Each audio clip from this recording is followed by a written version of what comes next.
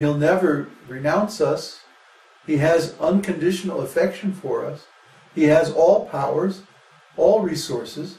Why do we need anything except Krishna? As soon as we accept Krishna, then Krishna gives us everything. So why do we need anything besides Krishna? That's the question. Not how do we become sincere, but why do we need anything besides Krishna? It's useless. It's just a separate endeavor for something that's unnecessary. Why would we do all that? No. If we simply get Krishna, then everything else will come. Because Krishna is everything. More question? From Don. So when a person has a rooting experience... A what? R-U-D-I-N-G. Rooting? Is that a word? Not that I know of. Maybe it's a type. Should I read the rest? I guess. So when a person has a rooting experience and they... Don, what's a rooting experience? Is it a rooting? Rooting?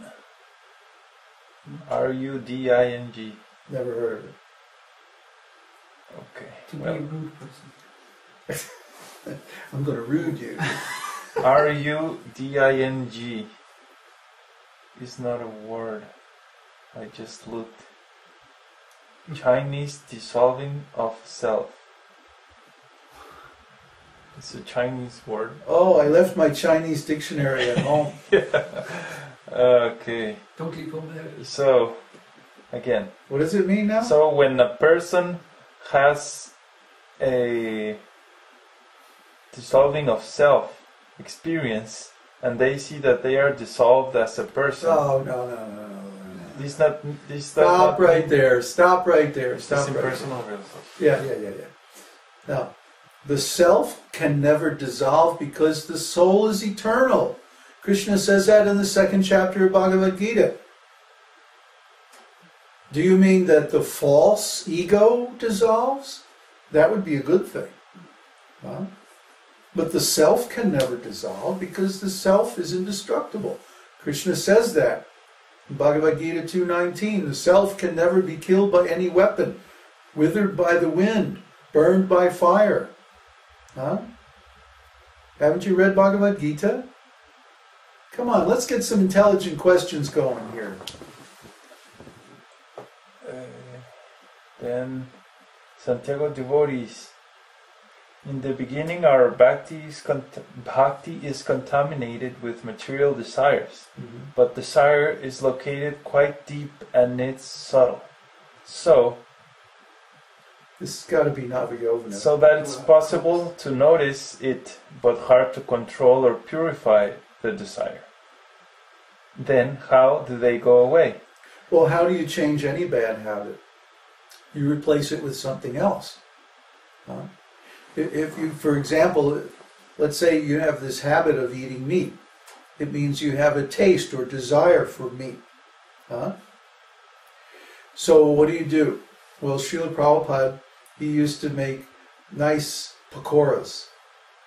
Pakoras, samosas, ladus, lugdus, all these like heavy ghee saturated foods, right?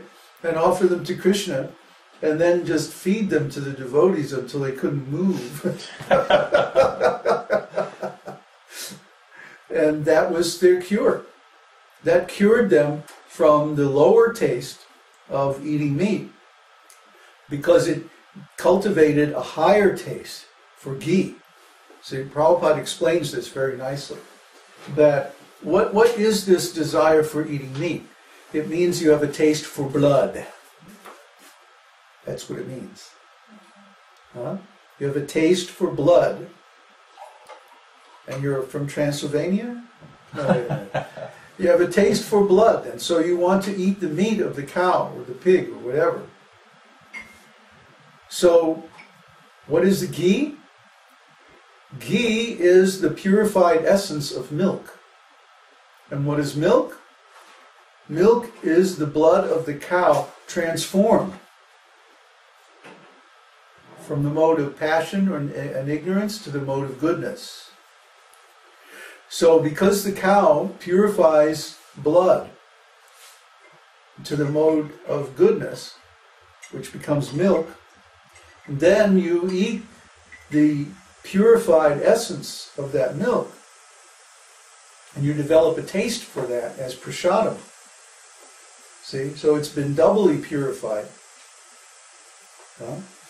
Then you can overcome this degrading taste for unclean things like meat.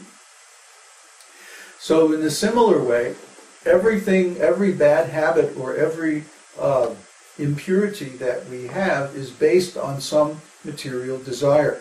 And those material desires go into three categories: karma, jnana, and yoga.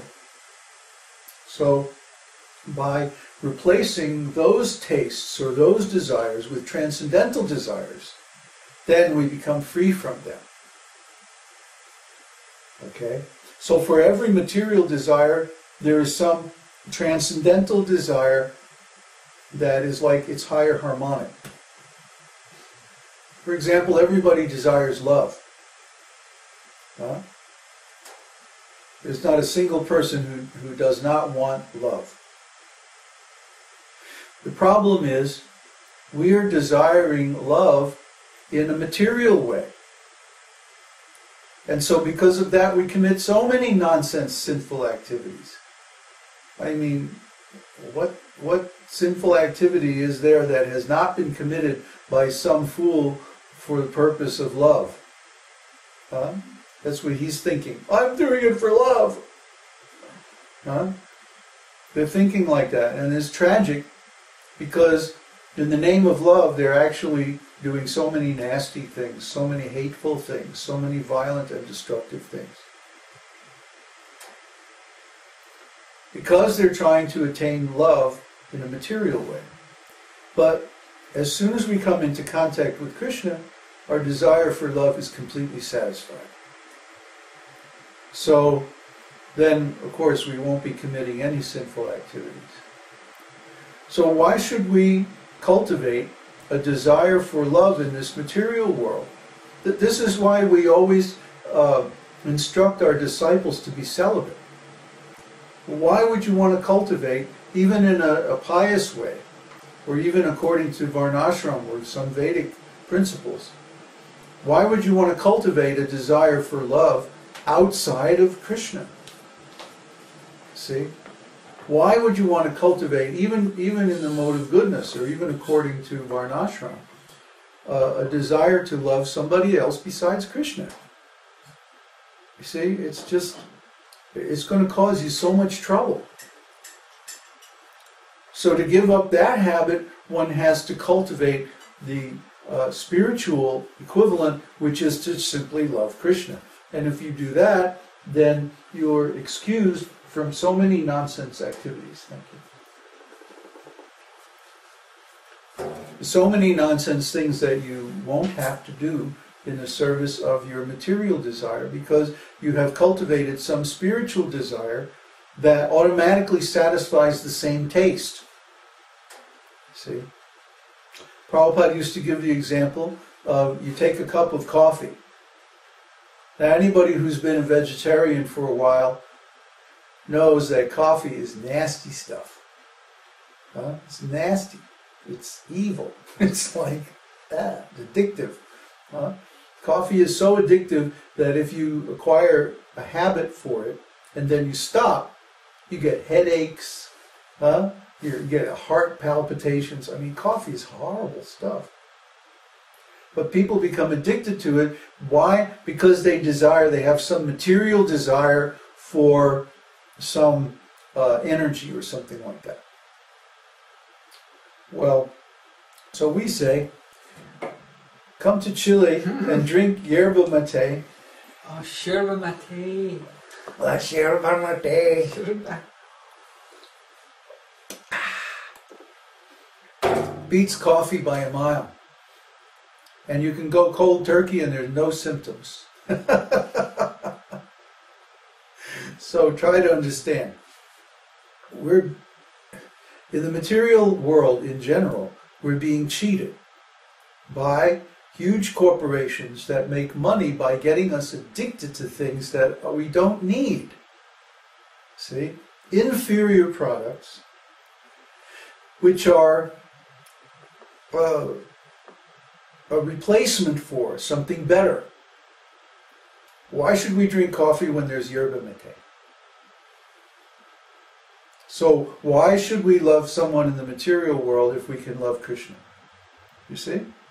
And so there's some, okay, for example, art and music. Everybody likes good art and music. That is, if they have any intelligence. So in the spiritual realm, there's all kinds of beautiful art and music.